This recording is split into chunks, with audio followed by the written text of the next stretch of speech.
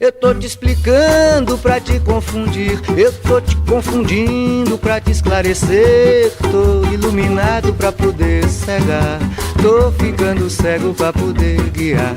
Eu tô te explicando pra te confundir, eu tô te confundindo pra te esclarecer. Tô iluminado pra poder cegar, tô ficando cego pra poder guiar. A Rádio Acadêmica apresenta programa Diz Solução. O prefixo diz, de origem grega e latina, pode significar negação, separação, contrariedade, dificuldade, mas também dois. E isso muda tudo. Porque agora precisamos de mais discussão, mais diálogo, mais reflexão. Afinal, tem ou não tem solução? A cada encontro, 2 convidados para tratar de assuntos diversos, polêmicos, atuais, candentes. Diz Solução. Apresentação: Professor Christian Tadeu Giliotti. Boa noite, caros ouvintes da Rádio Acadêmica. Boa noite, telespectadores do YouTube, que acompanham a gente pelo YouTube, pelo Facebook. Hoje nós temos mais um programa de solução e dessa vez o tema é Notícias da Europa, relatos sobre a situação da pandemia na França e na Alemanha. Hoje nós temos 2 convidadas muito especiais, agradeço a participação. Nós temos a Lívia Melzi, que é oceanógrafa formada pela USP, mestre em fotografia e arte contemporânea pela Sorbonne, em Paris. Ela fala da França. E também agradeço a Yasmin, que é mestre em filosofia pela USP, doutoranda na Universidade de Humboldt, em Berlim. E, enfim, é muito bom poder contar com as duas hoje aqui. Eu peço desculpas às duas, eu conheço razoavelmente a formação delas, a gente pode fazer um programa que aproveitaria muito melhor a formação delas, mas infelizmente em função da pandemia, neste momento elas vão participar do programa, dando um relato sobre a situação que a população na França e a população na Alemanha vem atravessando.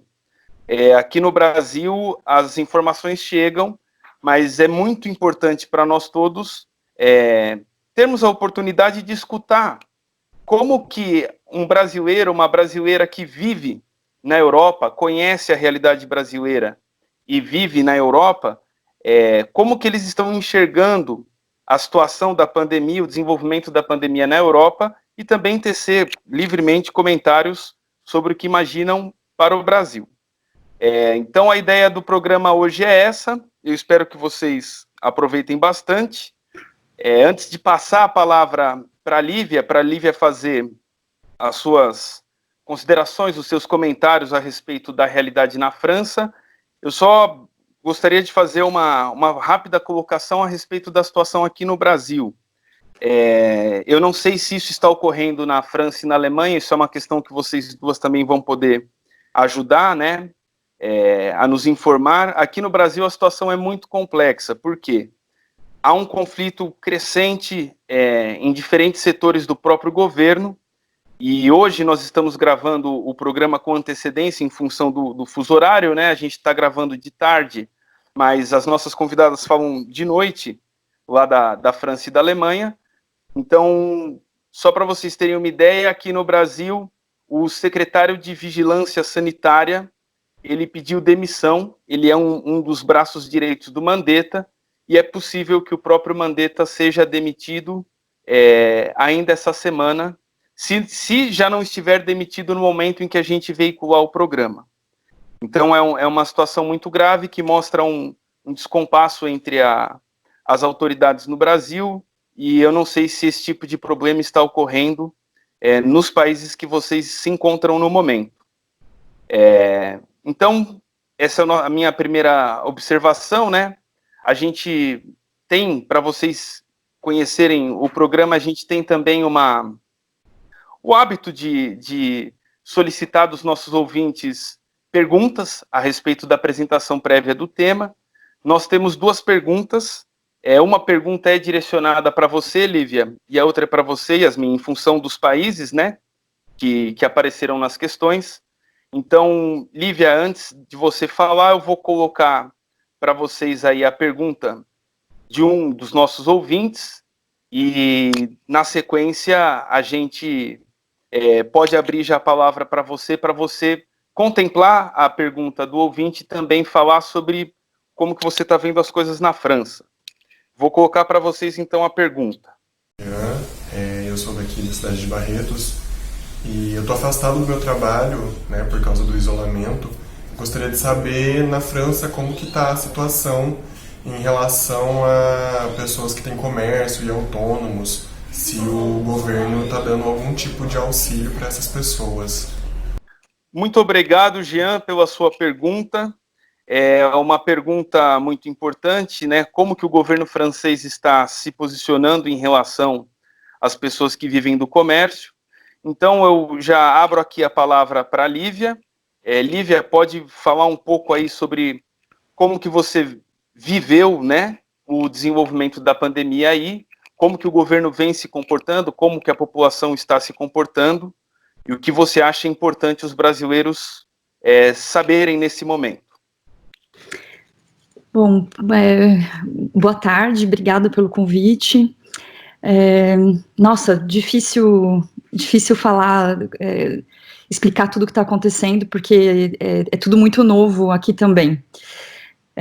Bom, eu, como o ouvinte que mandou a pergunta, eu também estou afastada do meu trabalho, faz um mês já, e eu confesso que eu demorei muito tempo para entender o que estava acontecendo, como muita gente. Eu trabalhava num local com um escritório que era aberto, e nós éramos 600 funcionários, uma startup, open space, como a gente fala, e eu comecei a perceber que, aos poucos, o escritório começou a ficar vazio, esse espaço começou a ficar vazio, e eu estava ouvindo falar, óbvio, né, eu sabia que estava acontecendo, que o número de infectados estava aumentando, mas eu acho que a bomba estourou mesmo há um mês, e uns 3 dias antes do Macron, que foi dia 14 do mês passado, do Macron fazer o primeiro discurso dele na TV, foi que eu comecei a realmente entender qual que era o efeito disso, onde a gente estava chegando aqui na França, né? A França é um país muito assistencialista, existem 1000 ajudas do governo para tudo, eu atuo como artista e eu estou numa posição de muito privilégio, acho que por isso também que eu estou aqui, que eu escolhi estar aqui, e bom, enfim, a minha situação é que eu fui mandada há um mês, então todo mundo foi mandado para casa, o Macron foi na TV e ele falou, a partir de amanhã, vocês têm, na verdade não foi a partir de amanhã, ele deu 48 horas para todo mundo se organizar, quem quisesse sair das cidades, ir para casa de campo, para praia, se organizar com a família, ele deu um tempo para as pessoas se organizarem, e bom, 2 dias depois, um dia e meio depois, foi decretado o estado de encerramento, né? Ficou todo mundo fechado dentro de casa, a quarentena começou. Eu acho interessante, eu ouvia depois a Yasmin, porque a França, eu acho que é um dos poucos países da Europa, talvez junto com a Itália, que está com um sistema muito fechado de quarentena. Então, para vocês terem uma ideia, nós podemos ficar só 1 hora por dia fora de casa. Para sair de casa, você tem que imprimir uma atestação, um atestado na internet, você tem que colocar o seu nome, o número do seu documento, andar com o seu documento na rua, andar com o seu comprovante de residência, e você só pode ficar 1 hora por dia fora de casa. Se a polícia parar você tem que mostrar todos esses documentos, ou seja, você tem que provar onde você mora, você não pode sair, você não pode andar mais de 1 quilômetro para longe da sua casa, então circular na cidade não é possível, você só pode sair para ir ou na farmácia, ou ao mercado, ou visitar um parente mais velho que está doente, que precisa de ajuda com o supermercado, com remédio. Enfim, a gente está realmente numa situação de confinamento obrigatório, né? As multas são altíssimas para quem sai, de casa, e então a gente começa com 135 euros, se você pegou uma vez fora de casa, isso pode chegar até 3.000, 4.000 euros, se você é pego a partir da terceira vez, 3 vezes fora de casa sem esses documentos, esses comprovantes, ou se você ficar mais de 1 hora fora de casa. Então é uma situação muito maluca, né? A gente ouviu o Macron falando a palavra guerra muitas vezes, os franceses, né, ficaram muito chocados, foi uma palavra que gerou muitas conversas, depois todo mundo achou muito exagerado o tom dele, do primeiro discurso, porque eu acho que ninguém estava preparado, ninguém estava entendendo o que estava acontecendo mesmo. E eu acho que, apesar do tom dele ter sido muito pesado, e apesar de eu ter críticas muito sérias ao Macron e à política dele, eu acho que ele fez o possível para segurar a situação da França. Então, eu estou em Paris. Paris é a segunda região mais afetada pelo vírus. A primeira é bem na fronteira com a Alemanha, né, perto de Mulhouse e Strasbourg, que é o nordeste, né, da França. E lá a situação é realmente caótica. Foi lá que eles construíram um hospital de campanha, mas essas duas regiões, né, então a região de Paris e essa região na fronteira com a Alemanha, é onde realmente os hospitais estão no limite. Não teve, até agora, oficialmente, um estado de calamidade hospitalar. Então, isso não é oficial. As medidas do Macron e do governo francês, elas foram muito duras, elas estão muito duras exatamente para não deixar se instaurar esse tipo de situação. Então, tudo que eu estou falando é tudo muito... Tá tudo muito no ar, a gente não tem informações concretas de nada, assim como no Brasil também, né, a gente está aprendendo o que é esse vírus. Aqui a gente tem a história da cloroquina, que eu acho que é muito importante, eu queria muito falar sobre isso também, porque um dos médicos responsáveis por levar esse assunto no Brasil é um francês, né, de Marseille, que eu até esqueci o nome dele, Raul alguma coisa.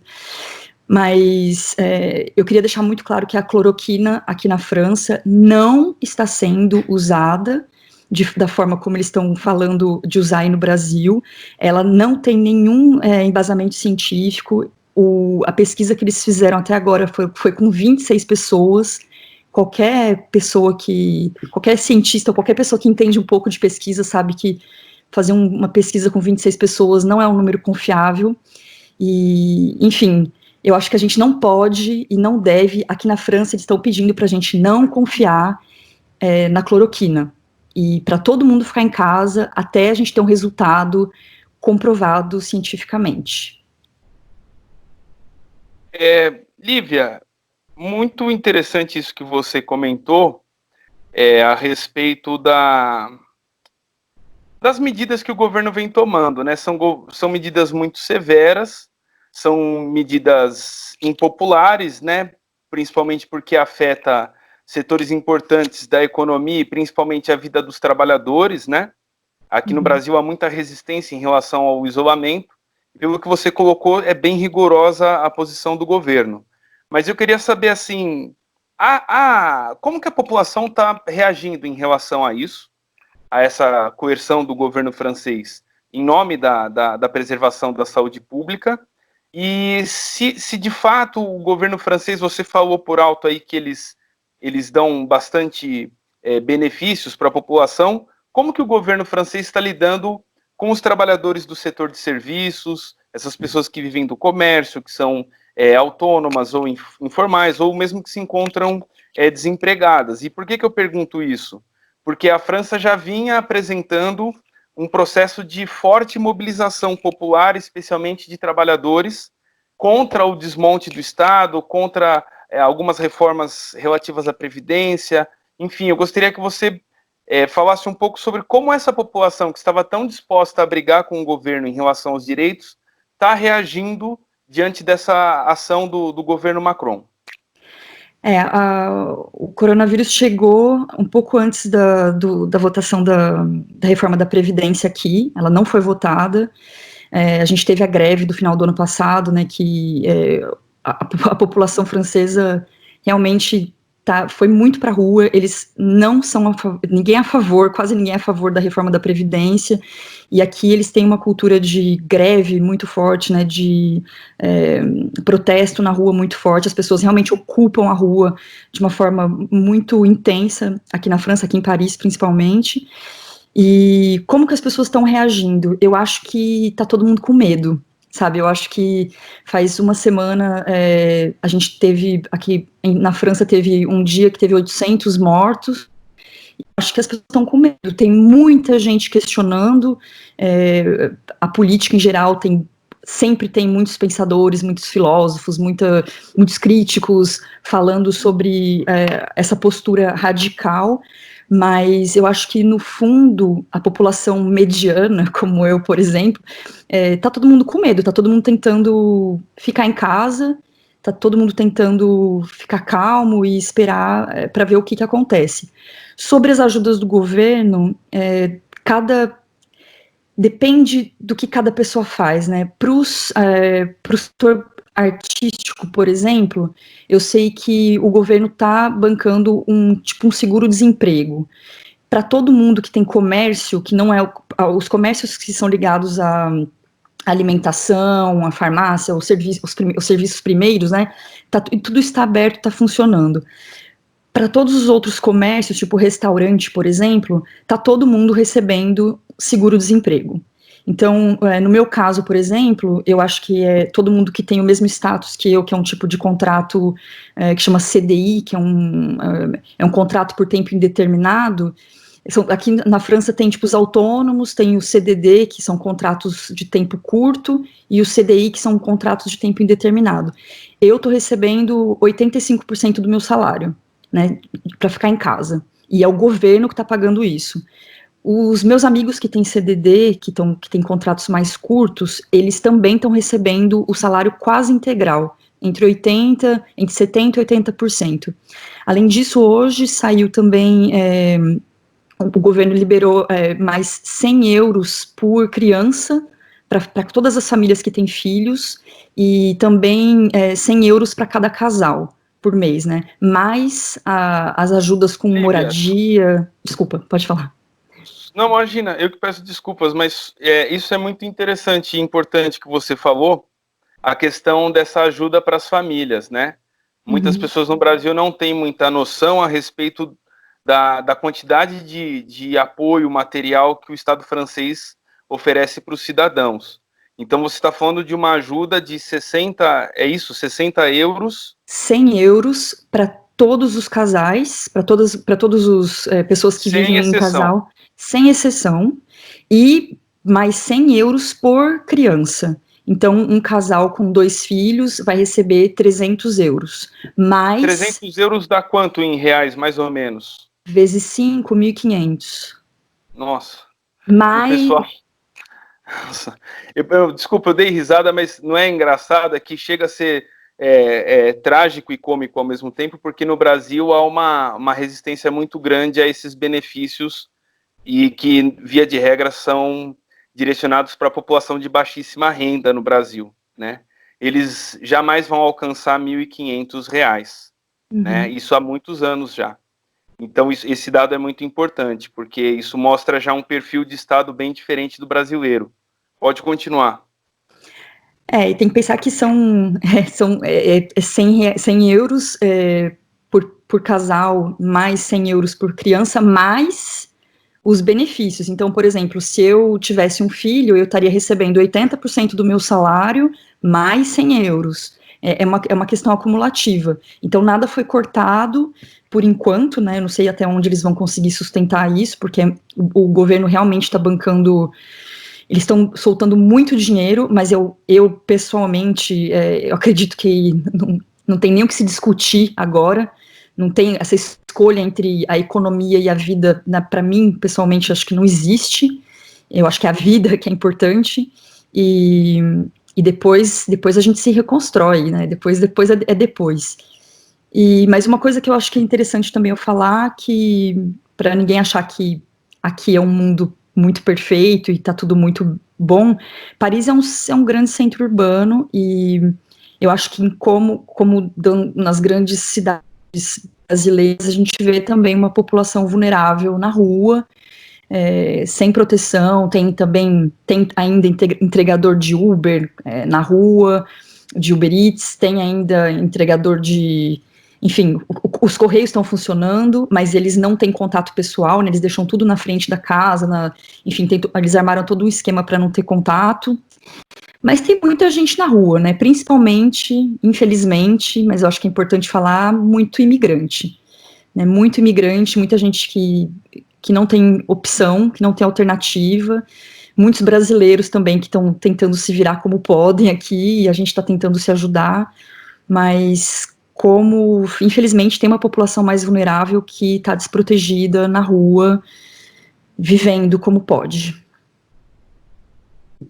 Você comentou a respeito dos imigrantes, a xenofobia aí em relação a chineses, eu escutei alguns relatos de colegas que também estão na Europa a respeito de problemas com imigrantes chineses na Europa. Como que você avalia essa questão dos chineses, mas dos imigrantes em geral? Olha, Paris é a cidade que recebe mais turista no mundo, né? E grande parte desses turistas são asiáticos. Eu não vi nada, não presenciei nada, mas eu não moro num bairro que tem tradição de imigração asiática. Eu moro num bairro que tem muito imigrante africano. Então, por isso que eu vejo tanta gente na rua também, né? Mas eu acredito que a França vai reagir, a gente vai ouvir falar sobre um aumento no racismo e contra os imigrantes também, mas contra turista também. Eu acho que vai se instaurar um pouco de medo nos moradores daqui. E a xenofobia em geral aqui contra os imigrantes é muito velada, ela existe, mas é muito complexo, acho que explicar assim, porque os franceses, eles são muito curiosos com os imigrantes, eles gostam muito de brasileiros, a gente não tem grandes problemas aqui, mas existe sim um racismo velado. E você acha que essas medidas que o governo francês adotou, em termos de bancar uma quarentena, um isolamento rigoroso, aplicando multa para quem desrespeita essas regras, na sua leitura, isso tem um efeito positivo? Porque eu estava até observando aqui uns gráficos, né, a respeito da situação da França, e acho que o pico de morte que vocês tiveram foi entre o dia 6 e 9 de abril. Chegou a 1.400 mortes, um pouco mais de 1.400 mortes em função do coronavírus. Você acha, e aí agora a gente observa que os últimos dados aí já caiu para metade disso, né, 760 e tal. A população francesa em geral, e você em particular, e o próprio governo francês, entendem essa diferença em função do perfil de isolamento que vocês adotaram aí? Com certeza, eu acho que com certeza, não tem outra justificativa, porque não existe remédio, não existe nada, a ação que está sendo feita é o isolamento, e que é o que é necessário fazer agora. A gente vai ficar 2 meses, né, antes de ontem o Macron falou de novo na TV, dia 11, e a gente vai ficar até o dia 11 do mês que vem em quarentena total, todo mundo trancado em casa, no mesmo esquema rígido que estava antes, né? Ninguém pode sair das cidades, ninguém pode viajar, ninguém pode sair de casa, é isso. E eles falaram que no dia 11 do mês que vem eles vão começar o desconfinamento gradual. Então, ou seja, por exemplo, as escolas para criança, esse ano já acabou. Eles não vão ter, as crianças não voltam mais para a escola, teria o período de férias, né, de verão, e o ano letivo aqui começa em setembro. Então, para vocês terem uma ideia do quão rigoroso tá as aulas para as crianças, por enquanto, o ano letivo já acabou, eles estão tendo aula em casa, com os pais, né, tá tendo teve essa transferência de ensino à distância, enfim, tem várias formas diferentes de lidar com esse problema. Mas eu acho que sim, eu acho que a gente está estabilizando, né, a curva por conta do isolamento, eu não vejo outra explicação, e eu acho que é isso, né, infelizmente tem muita gente que vai passar por esse período com muita dificuldade, né, então aqui na França, por exemplo, acho que no Brasil é a mesma coisa, acredito que na Alemanha também, porque é um problema geral. O número de violência doméstica explodiu desde que começou o confinamento, porque as mulheres ficam trancadas em casa com seus companheiros agressivos, né, em relações tóxicas, e então teve uma explosão no número de denúncia. A polícia até foi muito doido, porque eles não sabiam muito bem o que fazer. Eu acho que eles estavam pensando em várias coisas, mas ninguém estava esperando um número tão alto de denúncia de violência doméstica. Mas é isso, a gente vai ter que passar por isso. Para alguns vai ser uma forma horrível, de uma forma muito ruim, para outros de uma forma mais leve, enfim. Lívia, é muito grave, né, ouvir isso de um país que é considerado um dos países mais consistentes do ponto de vista da estruturação do Estado, né? Então, essa questão de até hoje ter esse problema de machismo e de violência doméstica dentro dos domicílios é muito grave. Isso, a França é uma referência tanto em relação ao Estado, mas também em relação às políticas, né, cosmopolitas. O próprio iluminismo ele tem como berço a França, então é muito triste ouvir isso, se somando à questão da pandemia. A gente vai fazer um primeiro intervalo agora, Lívia, e a gente sempre pede para um convidado escolher uma música.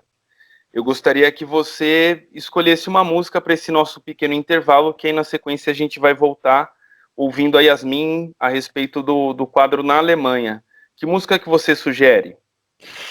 Eu escolhi uma música de um cantor francês. Eu pensei em pedir Novos Baianos, para fazer uma homenagem para o Moraes Moreira aí, mas eu queria mandar para vocês uma música que eu gosto muito, de um cantor francês bem famoso, do Charles Trenet, e é uma música que fala de uma pessoa que está lembrando, está dentro de casa e está lembrando e pensando na vida, pensando nos amores do passado e na vida que passou. Eu acho que é uma música bem que pode falar bastante desse momento intimista e em como usar esse momento, se a gente puder e se a gente tiver o privilégio de poder filosofar e pensar nessas horas, pensar na vida e fazer alguns balanços, né? E é isso. Tudo bem, então é uma música do Charles Trenet, e qual é o nome da música? E eu vou falar em francês. Que reste-t-il de nos amours? O que restou Que reste-t-il de nos amours? O que restou dos nossos amores? Perfeito. Então, Túlio, vamos escutar a música. Caros ouvintes, em breve a gente volta. Boa noite, você está na Acadêmica.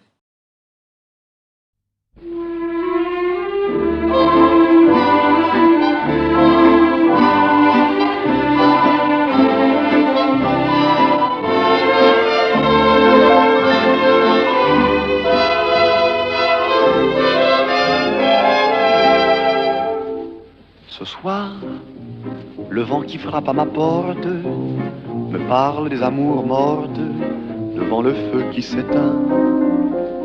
Ce soir, c'est une chanson d'automne dans la maison qui frissonne, et je pense aux jours lointains. Que reste-t-il de nos amours? Que reste-t-il de ces beaux jours? Une photo, vieille photo de ma jeunesse. Que reste-t-il des billets doux, des mois d'avril des rendez-vous, un souvenir qui me poursuit sans cesse. Bonheur fané, cheveux au vent, baisers volés, rêve mouvant, que reste-t-il de tout cela? Dites-le-moi. Un petit village, un vieux clocher, un paysage si bien caché, et dans un nuage, le cher visage de mon passé. Les mots tendres qu'on murmure, les caresses les plus pures, les serments au fond des bois, les fleurs qu'on retrouve dans un livre, dont le parfum vous enivre, se sont envolés. Pourquoi? Que reste-t-il de nos amours? Que reste-t-il de ces beaux jours? Une photo, vieille photo de ma jeunesse. Que reste-t-il des billets doux des mois d'avril, des rendez-vous? Un souvenir qui me poursuit sans cesse. Bonheur fané, cheveux au vent, baisers volés, rêve mouvant. Que reste-t-il de tout cela? Dites-le-moi.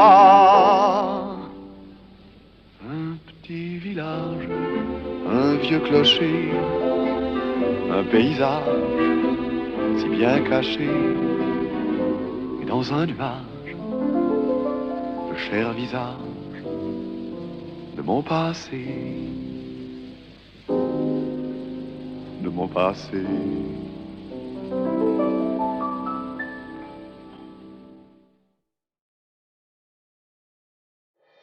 Campanha pelo fim da violência contra as mulheres. Mulheres que são agredidas com palavras ofensivas ou que sofrem privação dos filhos e do sustento são vítimas dos chamados crimes contra a honra, tipificados pelo Código Penal de calúnia, injúria ou difamação. A denúncia deve ser feita em uma delegacia. Se a ofensa ocorreu diante de alguém, peça que vá à delegacia para testemunhar. Por último, fique com uma cópia do boletim de ocorrência para mover a ação pedindo a retratação do agressor. Uma vida sem violência é um direito das mulheres. Denuncie. Disque 180. Radioacademica.com.br, a rádio feita pra você. Eu tô te explicando pra te confundir, eu tô te confundindo pra te esclarecer. Voltamos então ao programa Dissolução. Acabamos de ouvir Charles Trenet, uma sugestão da Lívia, contribuindo aí para os nossos ouvintes conhecerem outras culturas. Esse é o nosso primeiro programa internacional, né? Certamente teremos outros com as duas convidadas de hoje, porque hoje elas estão numa missão inglória, que é falar da pandemia, né, nesse momento tão difícil. A Lívia falou do ponto de vista aí da França, que ela está lá. A Yasmin vai falar sobre a situação na Alemanha, mas eu já adianto que elas vão voltar para tratar de outros temas, tá? Relativos à formação de vocês. Seria um desperdício não privilegiar isso. Peço também aos ouvintes e espectadores que compartilhem o programa, que curtam, seja no Facebook, seja no YouTube. Quem não está inscrito no canal da Rádio Acadêmica no Facebook e do YouTube, por favor, se inscreva. Para nós é muito importante esse trabalho de divulgar informação, divulgar ciência por toda a rede federal, mas também por toda a comunidade daqui de Barretos, nacional e agora internacional, de fato. Yasmin, nós vamos, antes de você começar, colocar uma pergunta que chegou, né? Eu tinha comentado no primeiro bloco, tem uma pergunta de um ouvinte, a gente vai escutar essa pergunta, e aí na sequência você pode responder a pergunta diretamente, ou você pode contemplar a pergunta na sua exposição sobre como que você está vendo a situação aí na Alemanha, tá bom? Então vamos ouvir a pergunta. Meu nome é Gabriela e eu moro em Barretos, onde eu estudo biologia. Eu queria saber aí na Alemanha como está sendo a questão do sistema de saúde. Primeiro, se você considera que o sistema de saúde daí é melhor que o do Brasil. Aqui a gente anda bem preocupado com quantidade de leitos e outras questões, né, em UTI. E também como que o governo está lidando com a testagem dos pacientes. Se estão sendo feitos testes em massa, em quem esses testes são feitos, como eles lidam com isso. Bem, então agradeço a Gabriela que nos mandou a pergunta. Yasmin, passo a palavra para você comentar tanto a respeito dessa questão do sistema de saúde na Alemanha e no Brasil, mas também dá para nós aqui uma descrição sobre o que você está vendo na Alemanha em relação ao coronavírus. Boa noite, Christian. Boa noite, Lívia, Túlio. Muito bom estar aqui para relatar a minha experiência. Eu acho que é sempre rico quando a gente troca as experiências de uma pandemia que é, na verdade, internacional também. Então, acho que pode vir a contribuir aí para o debate no Brasil. Bom, em primeiro lugar, eu peguei aqui uns números para a gente lembrar como está a situação na Alemanha atual. São 127 mil casos, ou seja, é 5 vezes o número do Brasil, né, até onde eu vi. O Brasil está com 25 mil, a Alemanha está com 127 mil casos. Aqui já 3.200 pessoas morreram, ou seja, que é mais ou menos o dobro das mortes no Brasil, até hoje, né? E isso quer dizer, então, esse número relativamente pequeno de mortes para o número de casos tem um pouco a ver com o fato de que, como disse a Gabriela, como a Gabriela quis saber, aqui está sendo testado relativamente mais gente do que no Brasil, ou seja, que em comparação com o número de infectados e mortos, você tem uma proporção relativamente pequena, né? Então, ainda que haja subnotificação aqui também, como existe no Brasil, que é grande, né? Ainda que haja, ainda assim tem mais gente sendo testada aqui proporcionalmente. Então, em termos de avanço da epidemia, assim, dá para dizer que a Alemanha está um pouco mais na frente do que o Brasil. O Brasil, em termos de tempo do avanço da epidemia, o Brasil está um pouco atrás, então pode, digamos assim, olhar para o que está acontecendo na Europa e, de alguma maneira, aprender o que fazer, o que não fazer e tal. E em relação, por exemplo, à Itália, a Alemanha está um pouco atrás. Então, a Itália foi o começo na Europa, aí depois começou a se alastrar pelos outros países, como na Alemanha, por exemplo. Então, aqui, o sul é mais afetado do que o norte, por exemplo, tem mais casos, mas o que você tem para responder já a pergunta da Gabriela, em termos de leitos de UTI, por exemplo, é que eles, desde o início da epidemia, eles fizeram o número de leitos aumentar de 28 mil para 40 mil. Ou seja, em comparação com o Brasil, daí eu fui atrás também, tem 55 mil leitos no Brasil, né? É claro que você tem que pensar que na Alemanha tem 80 milhões de pessoas e no Brasil tem 210 milhões. Então, o Brasil, em comparação com a Alemanha, não está mal, mas proporcionalmente é um pouco menor. E no Brasil também tem esse problema da concentração absurda, né, dos leitos, e aqui é um pouco mais descentralizado. Então, nesse sentido, para gerir a crise, é melhor, né, que você tenha um sistema um pouco mais descentralizado. Eu li também hoje que 1/4 da estrutura hospitalar do país está destinada ao tratamento do corona. Eu achei bastante, assim, eu não sei se isso é verdade ou não, mas, enfim, foi o que eu li. Eu cheguei a ouvir no programa passado, Christian, a Marcela falando sobre o problema dos EPIs, né, o problema dos equipamentos de proteção individual, e aí fui atrás disso também aqui, e parece que aqui isso aí está mais controlado, os trabalhadores dentro dos hospitais têm acesso a EPI, apesar de que tá justo, assim, não tá totalmente eles não estão totalmente garantidos, porque os EPIs chegam com 2, 3 dias antes, então eles não têm um estoque de EPI, e eles chegam de fora do país. Então, não é uma situação ideal, assim, digamos assim. E ela me pergunta também se o sistema aqui é melhor do que o do Brasil, em termos, né? Porque no Brasil a gente tem uma maravilha que é o SUS, que é um sistema único de saúde, que é gratuito e todo mundo tem direito, você não precisa se cadastrar, você não é nada burocrático, qualquer um chega lá e é atendido. É o nosso patrimônio, digamos assim, e que tem sido muito importante, né, no Brasil hoje.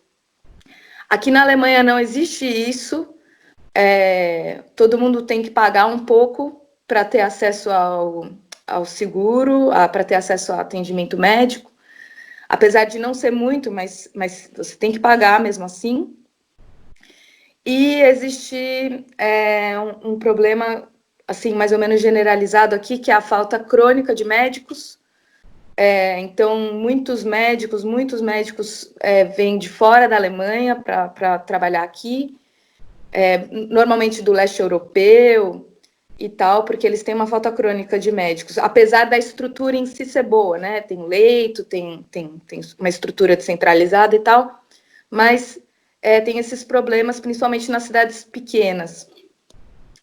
E eu acho que, como qualquer outro país da Europa e até da América Latina, acho que esses anos de política de austeridade fiscal também, de certa forma, afetaram o sistema de saúde, e é uma receita que mostrou ser muito ruim numa situação de crise como essa, né? Então, a gente fecha os leitos, a gente despede pessoal, a gente sucateia as carreiras dos trabalhadores de saúde, e no final, quando você tem uma crise, é que você vê os trabalhadores adoecendo, você vê falta de leitos, enfim, um colapso, ou uma ameaça de colapso.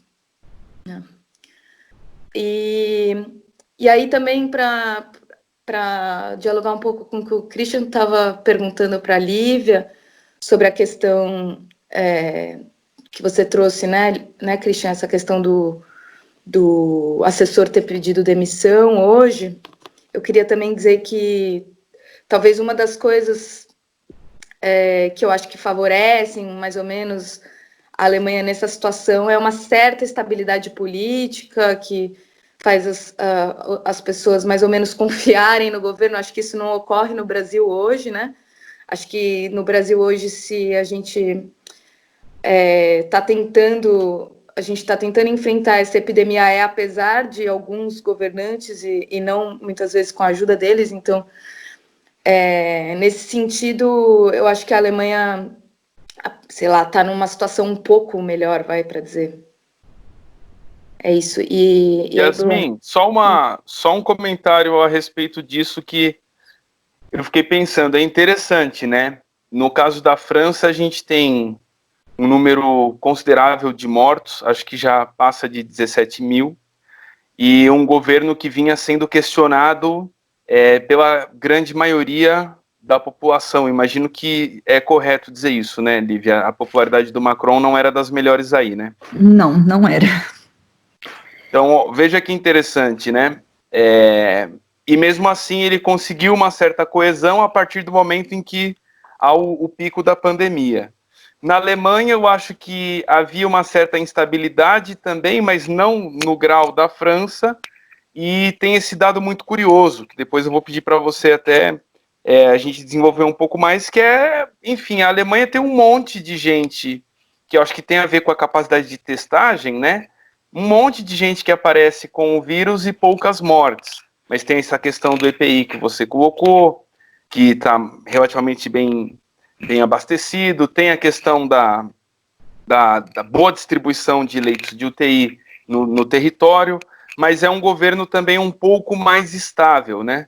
E no caso do Brasil, a gente tem um governo em que é muito, muito complicado avaliar o apoio popular dele, porque ele sempre oscila entre 20% e 30% de apoio popular, que seria um núcleo, mas é um verdadeiro caos, e nós não sabemos exatamente o quanto que a população brasileira, o conjunto da população brasileira, ainda está ou não apostando neste governo, apoiando este governo. E eu fico um pouco preocupado, porque eu fico imaginando um cenário em que o Brasil não tem testes, como no caso da Alemanha, que talvez nem tenha os testes necessários, não tem a disciplina e o poder de organização do Estado francês, e tampouco a capacidade de fazer o suporte econômico para apoiar os trabalhadores, apoiar os desempregados, apoiar até as pequenas e médias empresas, e a gente está num processo de dobrar, né, de multiplicar por 2 agora as mortes.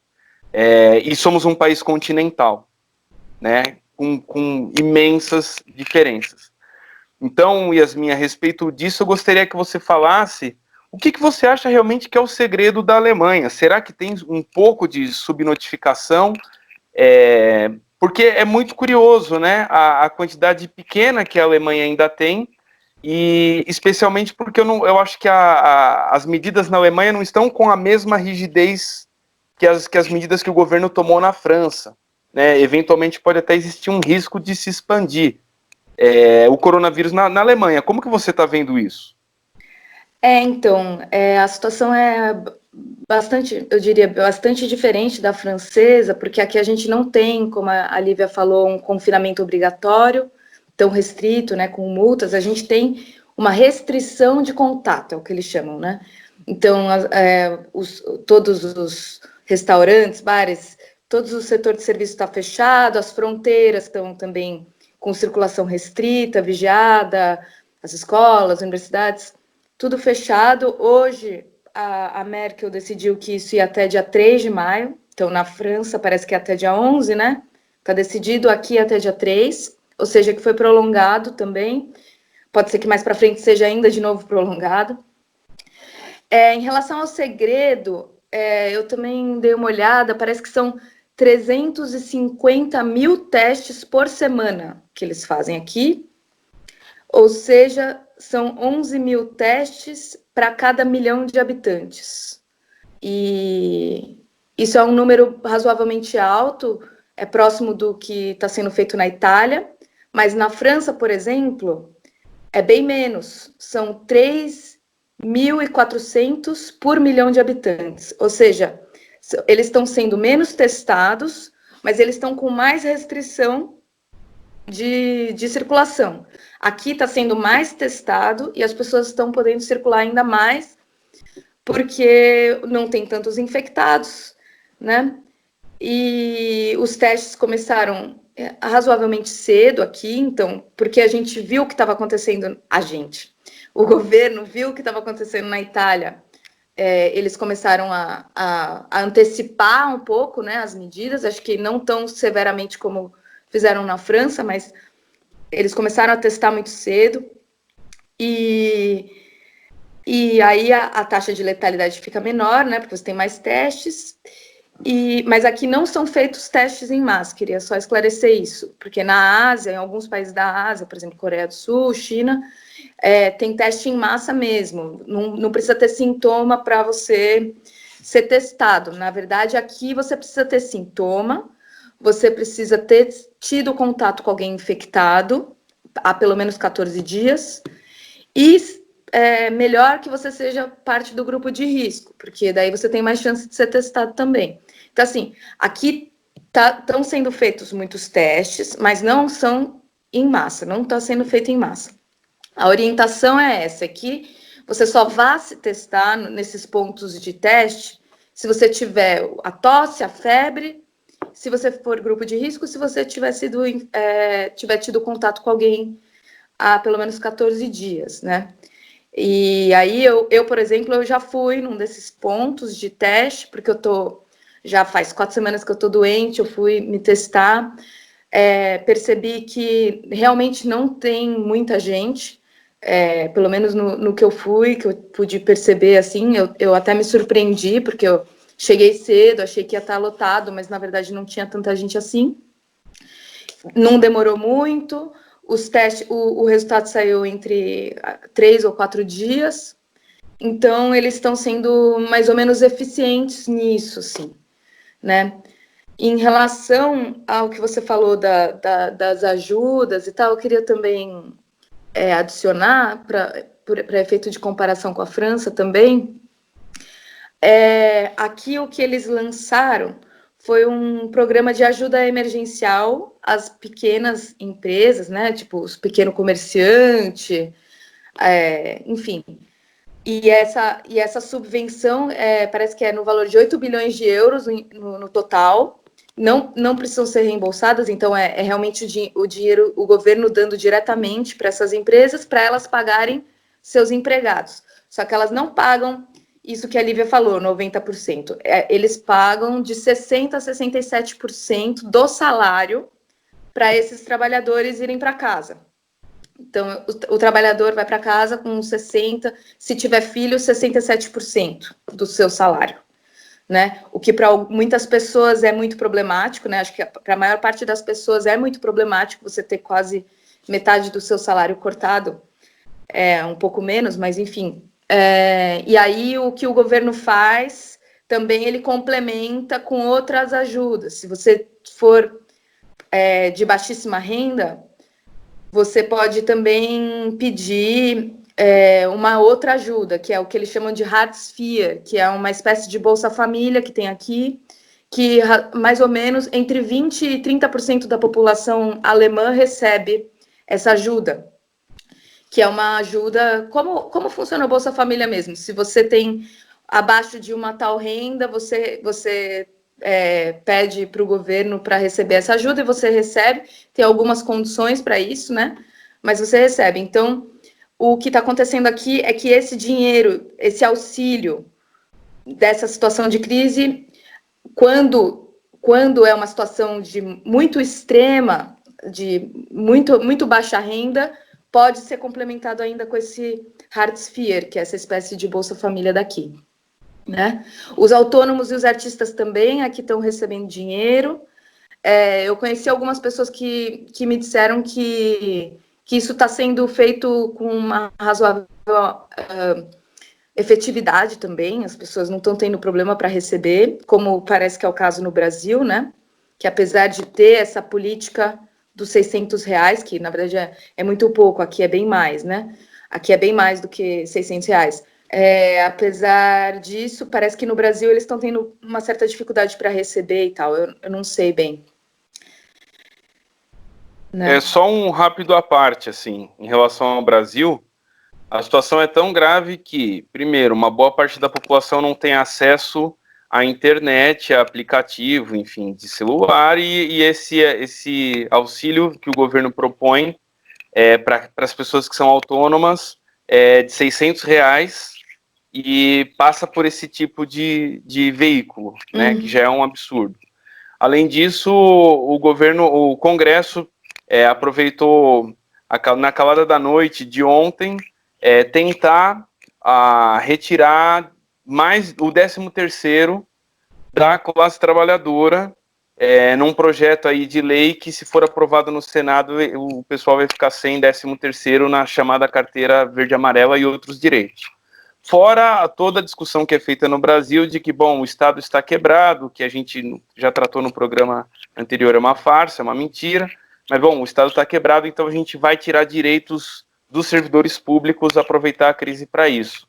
Isso também é um fantasma que ronda aqui o Brasil. Como que isso está na Alemanha? Como que é essa questão da posição do Estado e dos trabalhadores? Como que o Estado alemão está cuidando dos trabalhadores nesse sentido? Eu acho que o que está acontecendo de uma maneira geral, e na Alemanha não é diferente, acho que no Brasil é mais grave, mas na Alemanha não é diferente, é que, como em todas essas situações de crise dos últimos anos, das últimas décadas, na verdade o elo mais fraco acaba recaindo, o peso acaba recaindo sobre as costas dos mais fracos sempre, né? E aí eles falam muito nessa coisa de partilhar os prejuízos da crise, mas na verdade sempre tem uma parte que partilha mais do prejuízo e outra parte que partilha menos, né? Então, por exemplo, aqui eles estão destinando bilhões e bilhões de euros para fundos de estabilidade econômica, que vão direto para as grandes empresas, as grandes multinacionais, E então o Estado está sendo muito diligente em fornecer essas ajudas econômicas para essas grandes empresas, mas para o lado dos trabalhadores não tão diligente assim. Então, por exemplo, vamos dizer assim, por exemplo, a Adidas, que é uma grande empresa alemã, ela, no começo da crise, ela falou, não vamos pagar os aluguéis das lojas mais. E aí depois voltou atrás, mas assim, se a Adidas não quer pagar os aluguéis, e a Adidas é uma empresa multimilionária, por que o trabalhador que ganha o salário mínimo tem que continuar a pagar o aluguel da sua casa, por exemplo, né? Mas aí ela já voltou atrás com isso, mas mesmo assim o governo já está cedendo um monte de coisa para ela, tipo, muito crédito. E então, mesmo que ela não precise, né? Porque essas grandes empresas, elas têm uma margem de manobra bastante larga, né? Digamos assim. Então, sei lá, por exemplo, a Volkswagen também está tendo um monte de benefícios do governo, mas já declarou no ano passado um recorde milionário de lucros, por exemplo. Por que ela precisa ainda de mais dinheiro do governo para sobreviver, por exemplo? E aí o trabalhador tem que se contentar com 60% do salário e mais um complemento do governo. Entendeu?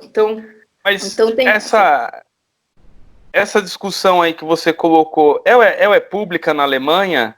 Há uma discussão entre os cidadãos alemãos que é a respeito desse descompasso entre o que é dado para as grandes empresas e bancos e o que é dado para o cidadão? Isso está vivo na Alemanha?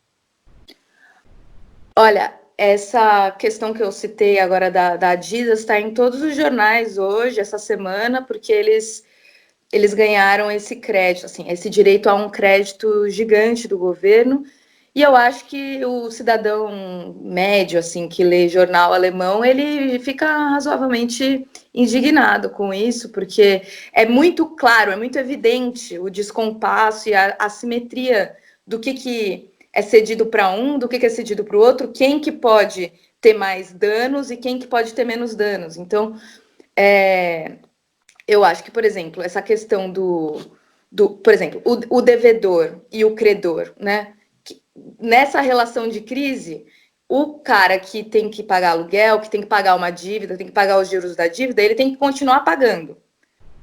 E o governo vai dar dinheiro para ele continuar pagando seu aluguel, para ele continuar pagando os juros da sua dívida, mas ele não vai suspender o direito do dono, do proprietário de ter esse aluguel, ele não vai suspender o direito do banco de ter os juros dessa dívida, por exemplo. Então, é muito claro, assim, né? Eu acho que tem sido discutido isso bastante, sim, aqui, Christian. E aí tem essa questão do lado fraco, né?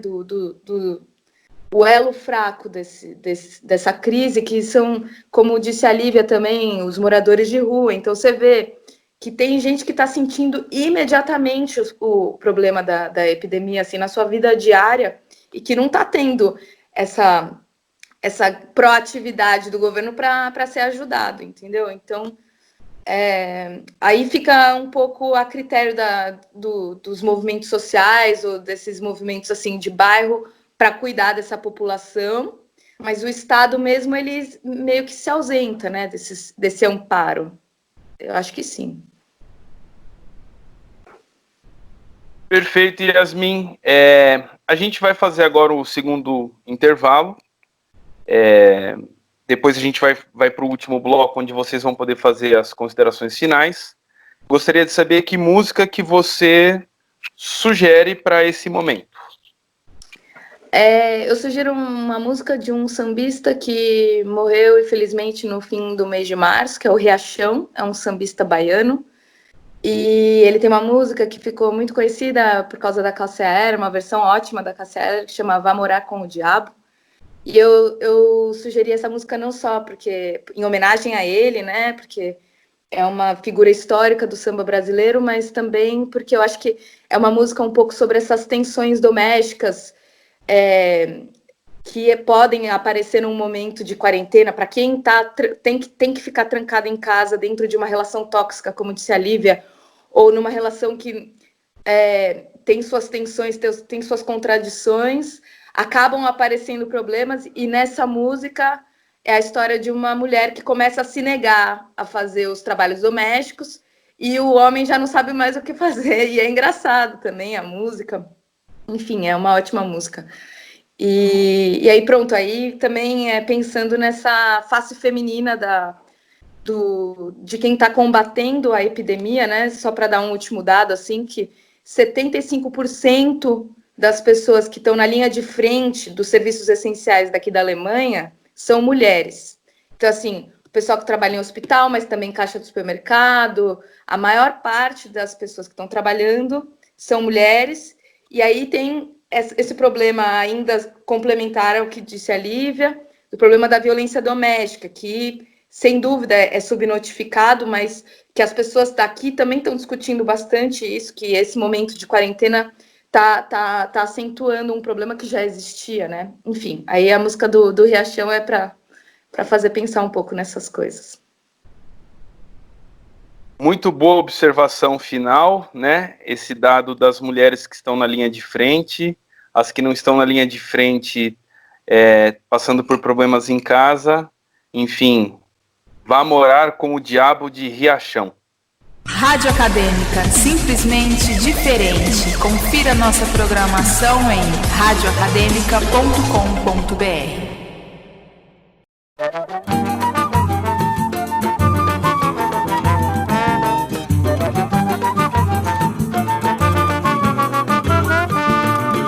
Ai, meu Deus, o que é que há? Ai, meu Deus, o que é que há?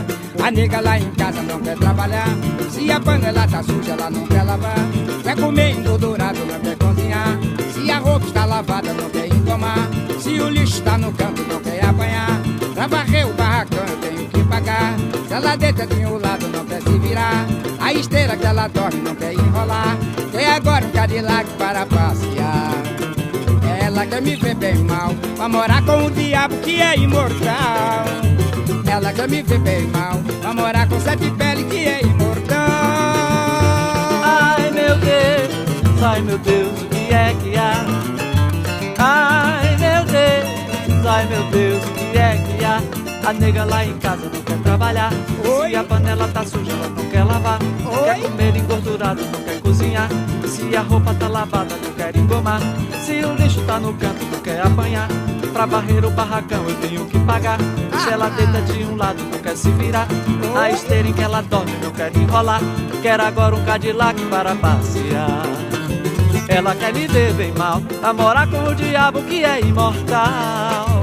Ela quer me ver bem mal, a morar com sete pele que é imortal. Oh, Caetano, você é ou não é o Maneno Schumer? A nega lá em casa não quer trabalhar. Se a panela tá suja, ela não quer lavar. Quer comer engordurado, não quer cozinhar. Se a roupa está lavada, não quer engomar. Se o lixo tá no canto, não quer apanhar.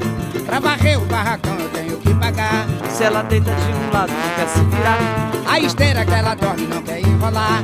Quer agora um Cadillac para passear. Ela quer me ver bem mal, a morar com o diabo que é imortal. Ela quer me ver bem mal, a morar com o diabo que é imortal.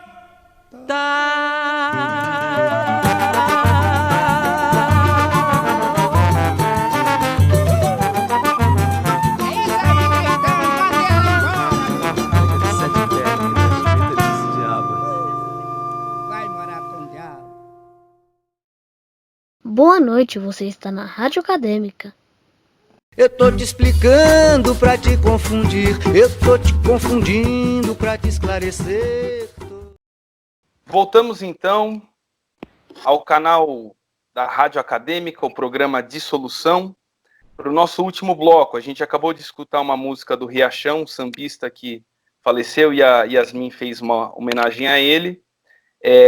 Essa música Vai Morar com o Diabo, que é uma música bem espirituosa, na verdade ela, como muito bem colocou a Lívia e a própria Yasmin, na Europa há um sério problema em relação à violência doméstica, à violência contra a mulher. Não é uma característica só de países subdesenvolvidos como o Brasil. Agora, eu vou passar até uns dados que o Túlio me passou. Ele me passou que, recentemente, coisa de ontem e antes de ontem, na Folha de São Paulo, foi feita uma matéria em que apontava que os assassinatos de mulheres dentro do ambiente doméstico dobraram durante a quarentena. E no jornal O Globo, a violência contra a mulher em geral, durante a quarentena, teve um crescimento de 30%. Né? Isso é um dado muito grave, uma notícia triste que a gente passa aqui do Brasil para vocês que estão na Europa.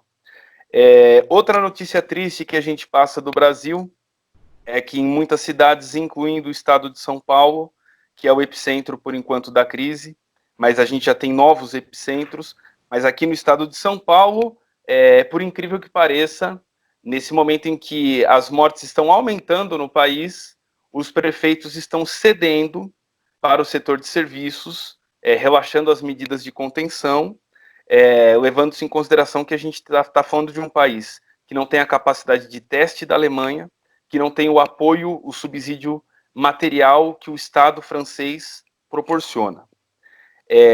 Vou passar a palavra, então, para a Lívia fazer as suas últimas considerações e, na sequência, a Yasmin. Lívia, por favor. Bom, eu queria deixar um recado para os ouvintes, para vocês confiarem na ciência, para vocês lerem e pensarem como a ciência é importante, como qualquer governo, qualquer nação precisa investir na ciência. É fundamental, porque a gente tem uma relação com a natureza muito predatória e essas calamidades, esses eventos vão ser maiores, né? Eu acho que a gente sabe disso, tem muita gente falando sobre isso já. Então, confiem na ciência e eu acho que é interessante a gente ver como o lugar que a gente está hoje, como essa necessidade de ciência, de pesquisa, vai totalmente na contramão do que o atual governo está fazendo, né? Todos os cortes que a gente vê, todas as falas, tirando todo o crédito dos cientistas, e eu acho que isso é muito grave, e eu queria pedir para os ouvintes para eles acreditarem na ciência e saberem, acreditarem, saberem que isso é muito importante. A gente tem que ter fé e investir mesmo, e não ter medo de investir, não achar que é dinheiro perdido, porque não é, gente, é a nossa vida, é o bem-estar da sociedade, e tá aí a prova, né? A gente tem 1 ano e meio aí, no mínimo, para esperar uma vacina do coronavírus, se vier. Muito obrigado, Lívia. Eu sei que, enfim, você tem uma dupla formação, que é muito interessante. Você tem uma formação científica por uma das universidades mais importantes da América Latina e do próprio mundo, que é a Universidade de São Paulo, e também estuda arte, também numa das principais universidades do mundo, que é a Sorbonne. É muito bom, muito importante você dar o ponto de vista de como que alguém que teve contato com a ciência no Brasil, que trabalha com ciência e com arte na França, como que vocês estão olhando para o Brasil, né? Dessa distância aí, às vezes aquele que é uma característica do olhar científico é o olhar distanciado, né? Então vocês conseguem olhar uma distância não dentro do olho do furacão, então as suas palavras são muito importantes. Vou passar para a Yasmin fazer as suas considerações finais, Yasmin. Bom, o que eu acho que é importante dizer nesse momento é que, como a gente vive numa situação de crise, eu acho que ela vale como um momento de reflexão, porque a crise é um momento crítico, é um momento onde que a gente tem que se decidir para onde a gente vai, se vai continuar a seguir como a gente estava seguindo antes, se a gente vai tomar outro caminho. E eu acho que essa situação pode ser aproveitada de uma maneira que faça que a gente vá por outro caminho que a gente estava seguindo antes. E eu acho que é legal a gente ter tido essa conversa aqui, porque eu e a Lívia, a gente está aqui na Europa, a gente está vivendo essa situação de crise há pelo menos 1 semana de antecedência em relação ao Brasil. Então, acho que a gente pode ter trazido elementos para o que pode acontecer ou vir a acontecer no Brasil, mas não necessariamente. pode acontecer no Brasil. E para não acontecer o que aconteceu na Itália, o que aconteceu na Espanha, esse colapso e essa catástrofe humana, eu acho que no Brasil a gente tem que começar a atentar para o que está sendo feito de bom nos países daqui, também atentar para o que está sendo feito de mal, para aprender com os erros também. E acho que eu acho que o que dá para perceber muito claramente é que o caminho que o governo brasileiro escolheu tomar até agora não é bom, não é suficiente e pode levar a uma situação catastrófica inédita na história do Brasil. Então, eu acho que cabe a nós, assim, brasileiros mesmo, fora do Brasil, dentro do Brasil, todo mundo parar e se perguntar como que a gente quer lidar com essa crise, como que a gente vai partilhar esses prejuízos, que lado a gente vai proteger, que lado a gente vai não proteger tanto, enfim. Eu acho que é mais ou menos esse o meu recado. Muito obrigado, Yasmin. A Yasmin, que também estudou na USP e agora estuda em Berlim, uma excelente faculdade. Eu espero que vocês estejam disponíveis para um próximo programa. Espero que após a pandemia a gente possa abordar melhor outros temas, aproveitando a formação de vocês, ou mesmo durante a pandemia, com o desenvolvimento aí dos casos e das resoluções desse tipo de crise que a gente está vivendo. Eu acho que vocês vão poder contribuir muito. Eu vou agora me despedir dos ouvintes, dos espectadores, mais uma vez pedindo para vocês compartilharem o programa, e vou encerrar aqui a participação nossa com uma música bastante intrigante do Tom Zé. Ela se chama Curiosidade, e ela aponta para essa crise que hoje é a pandemia, mas ela também já aponta para um tipo de pergunta que o século XXI vem fazendo, né? A gente teve a abertura do século XXI marcada pelo 11 de setembro, e agora nós temos novos elementos que são as pandemias e, enfim, todos os sistemas de controle, todas as contradições econômicas, enfim, tudo aquilo que as crises trazem de muito dramático para a população, não só brasileira como mundial. Mas eu acho que a Yasmin tocou num ponto fundamental, que a partir dessas crises é o momento da gente refletir e pensar o que a gente quer fazer. Então, eu encerro aqui com a música Curiosidade, do Tom Zé. Boa noite a todos e até o próximo programa.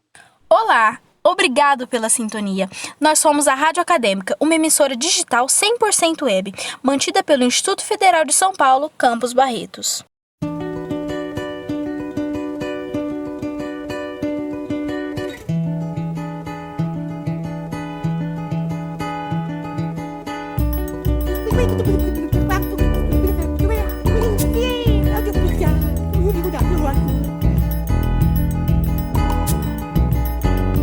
Quem é que tá botando dinamite na cabeça do século?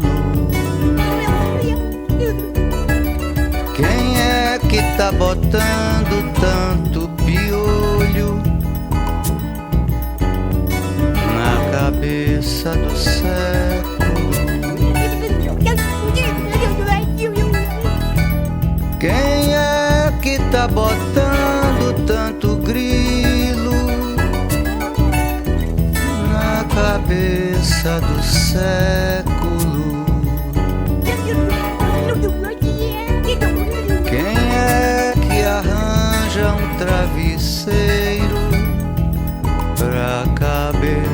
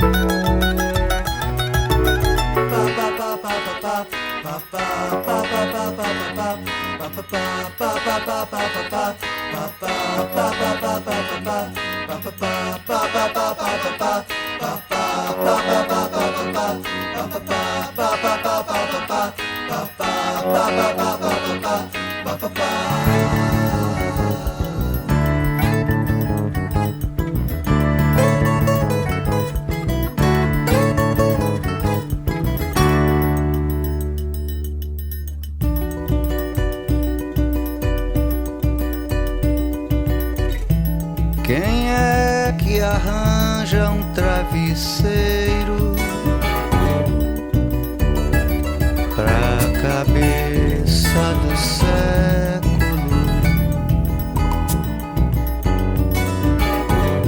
pra cabeça do